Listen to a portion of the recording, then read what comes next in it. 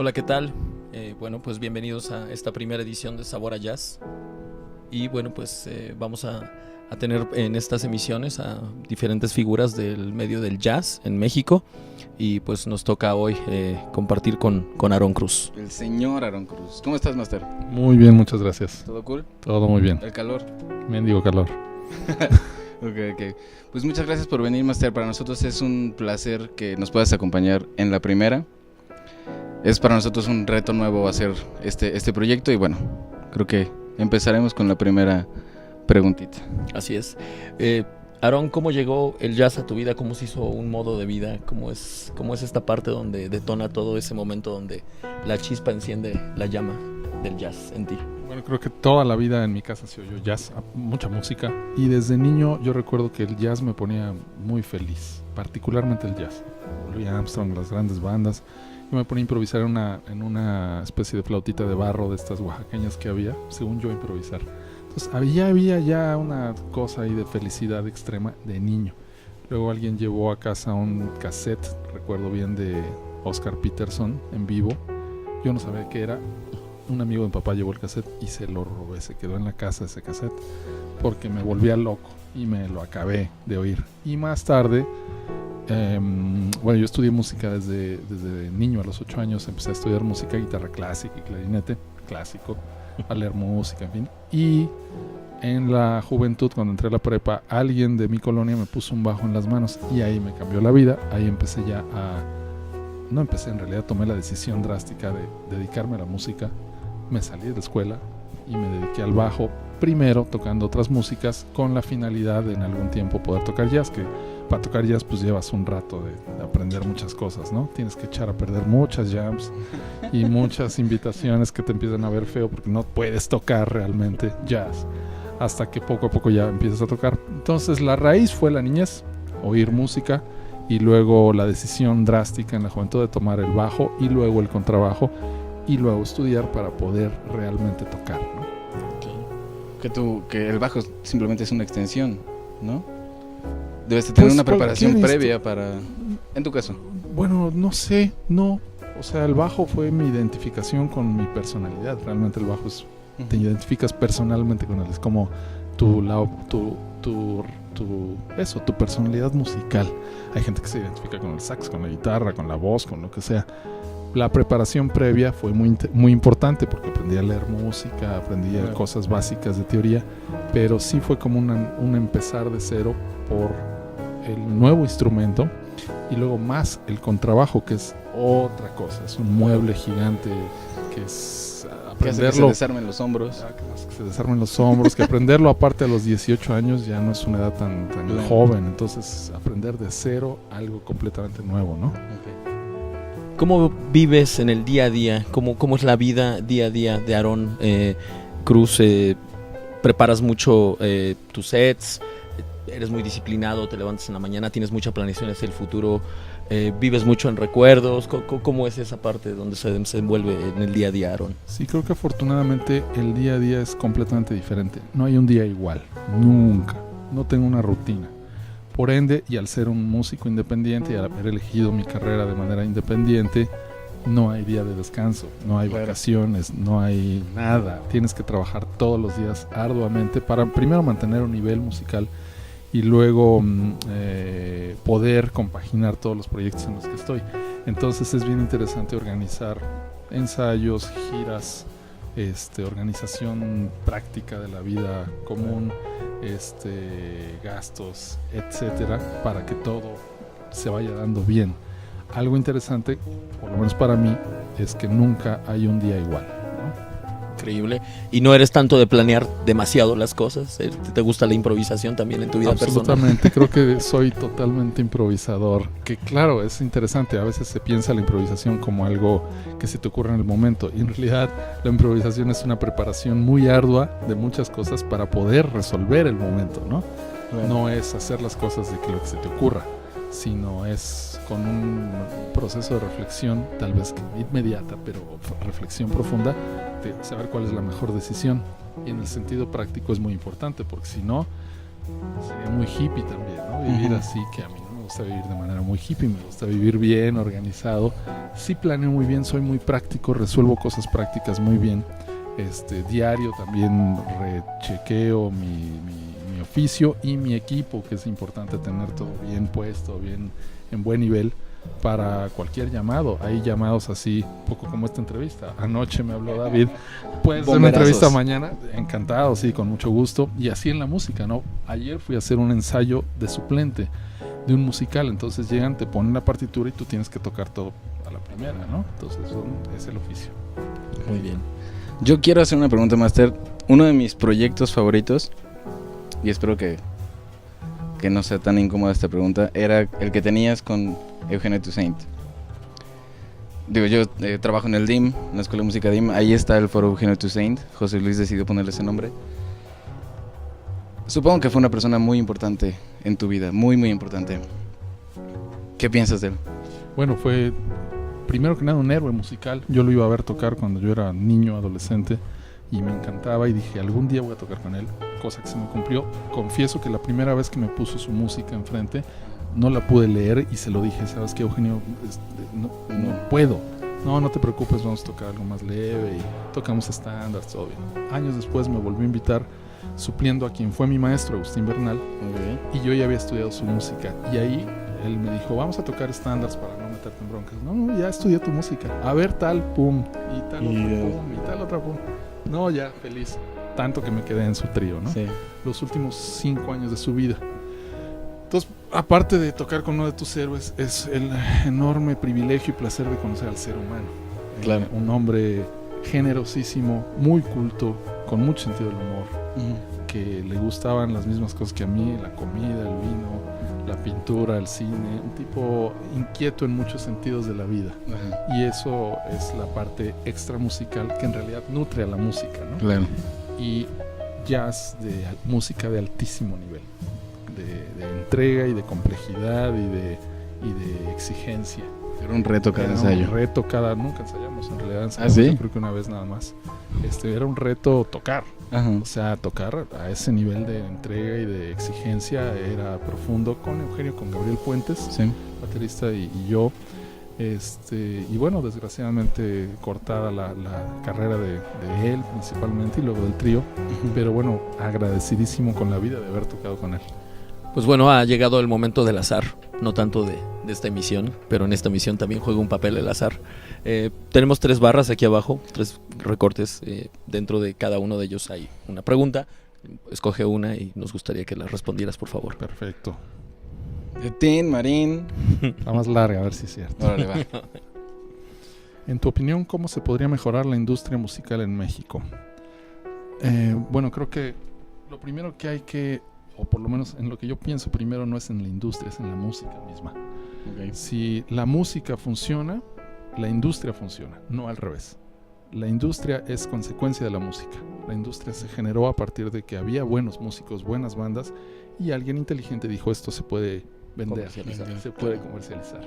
Muchos gandallas, por cierto, ¿no? En la historia de la música. Caimanes. Pues, caimanes y terribles, ¿no? O caimales. O sea, no sé, a los Beatles los camonearon, a sí, Elvis Presley lo camonearon, a los Rolling Stones, hay grupos que les quitaron el nombre, ya no lo pueden usar, ¿no? Sí. A Sly Stone está en la vil pobreza porque todas sus regalías se las quitaron, las empresas, ¿no? A Juan Gabriel le querían robar todas sus composiciones y le ganó a BMG Ariola, ¿no? Entonces, la historia de la industria como tal es terrible.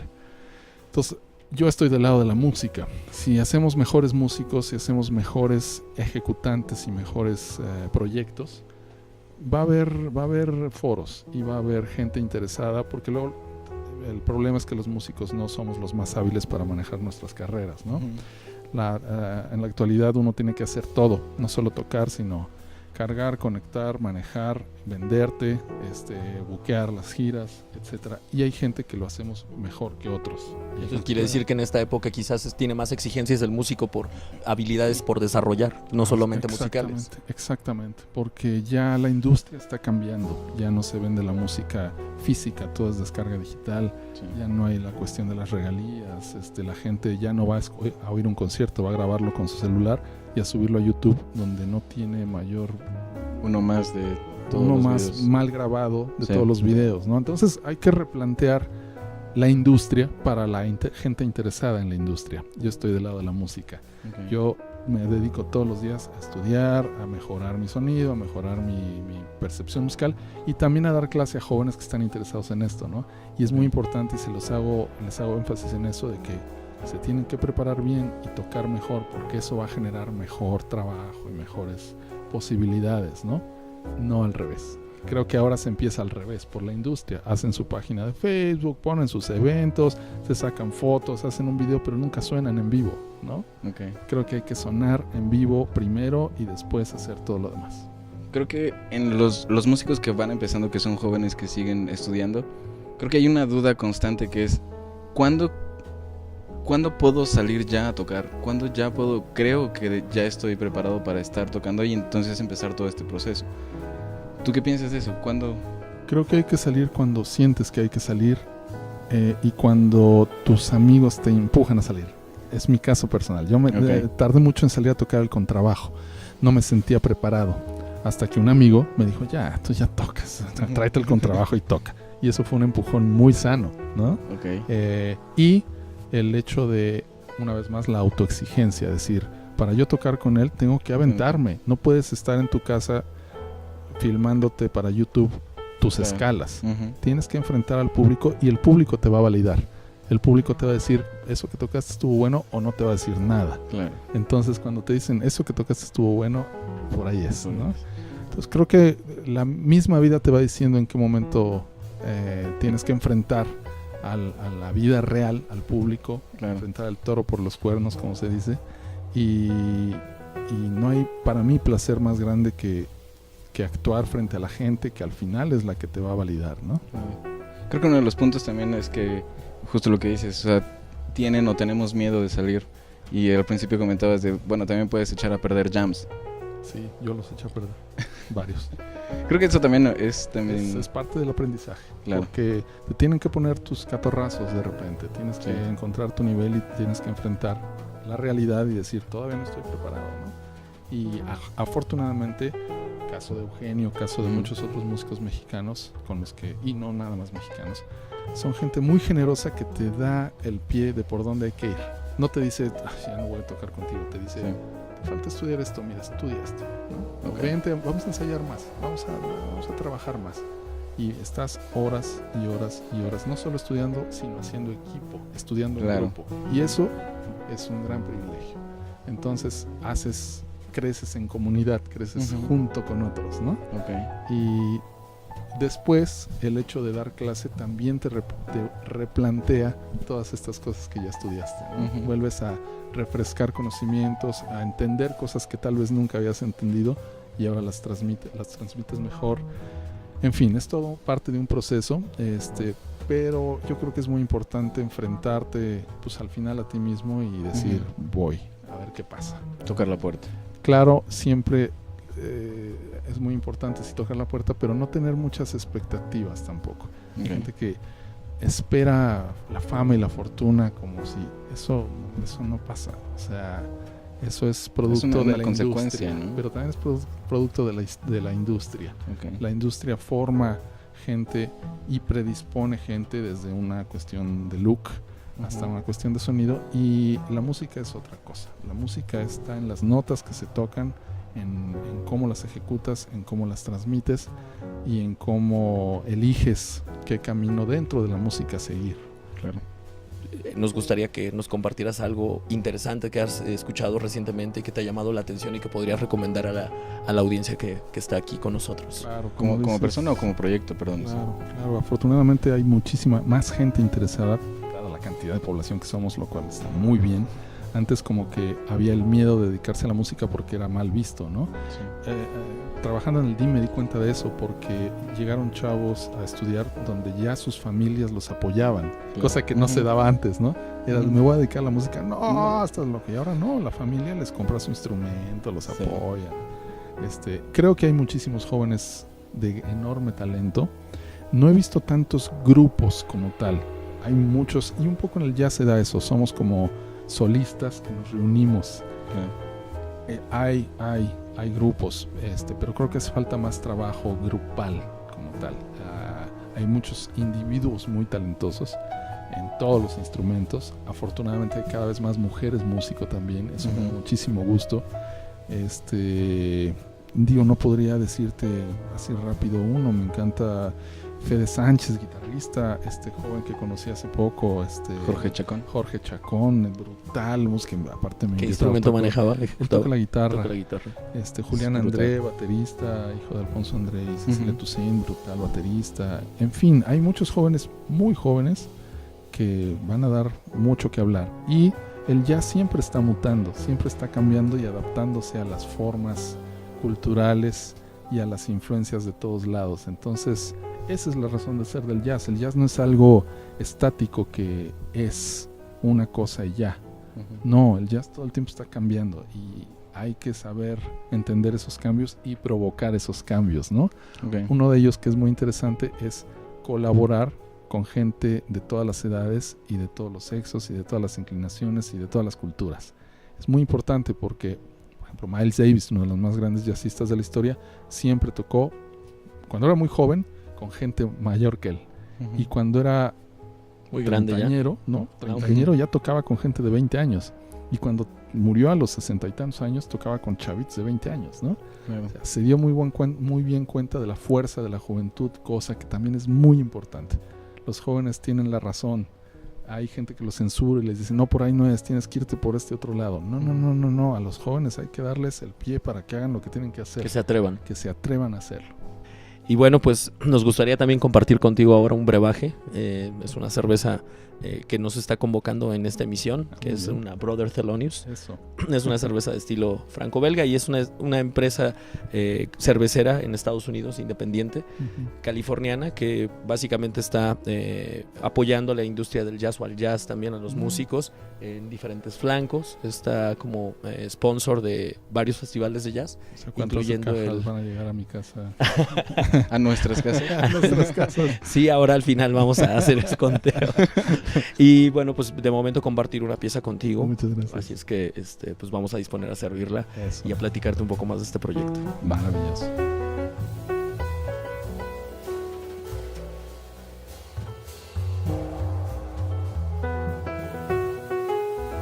Entonces, esta bebida tiene 12 maltas de especialidad, es de 9.4% de alcohol, muy compleja. Vamos a encontrar notas caramelizadas, licorosas, especiadas, afrutadas, y bueno, pues es una danza de sabores en el paladar. Aparte de tener ya algunas medallas en circuitos nacionales en Estados Unidos y en circuito europeo, la pieza por sí misma pues es bastante compleja y potente en alcohol. Apoya a algunos festivales de jazz, incluyendo el Monterrey Jazz Festival y el Newport Jazz Festival, son sponsor oficial. Y por cada pieza que se vende o por cada litro de cerveza que se venda en barril, hay un porcentaje que va destinado al Thelonious Monk Institute of Jazz, para apoyar jóvenes valores que no tienen la solvencia económica de pagar su manutención o sus estudios. Y es la razón que convoca a la cervecera a impulsar un poco más la venta de este producto, que llega a México. Y que bueno, tenemos ahora un proyecto que se llama Brother Thelonious Jazz Nights, donde estamos invitando a músicos que ya tienen una buena gama o carrera de proyectos, ¿no? Y bueno, un buen recorrido en el medio del jazz en México o en algunas otras latitudes, obviamente fuera de México, con talento joven, talento que no tiene todavía esta experiencia, este fogueo en escenarios, y que estamos llevándolo a latitudes donde normalmente no se toca jazz. Muchísimas gracias por compartir con nosotros. Y pues alguna presentación que vayas a tener próximamente, algo que nos quieras recomendar de los proyectos que estás moviendo recientemente. En realidad siempre estoy por ahí anunciando en dónde estaré. Toco realmente poco en México, estoy saliendo mucho de viaje y viene una buena gira. Hacia fin de año me voy a Europa y Marruecos. Con A Love Electric. Muy bien, pues es un tema para que los que no conocen A Love Electric tienen que conocerlo. Exacto. No porque esté Aaron, sino porque la neta sí es un proyecto súper bueno. Pues muchas gracias otra vez. Así es, muchas gracias por tu participación y muchas gracias a ustedes por estar en esta emisión. No se pierdan las demás. Chao.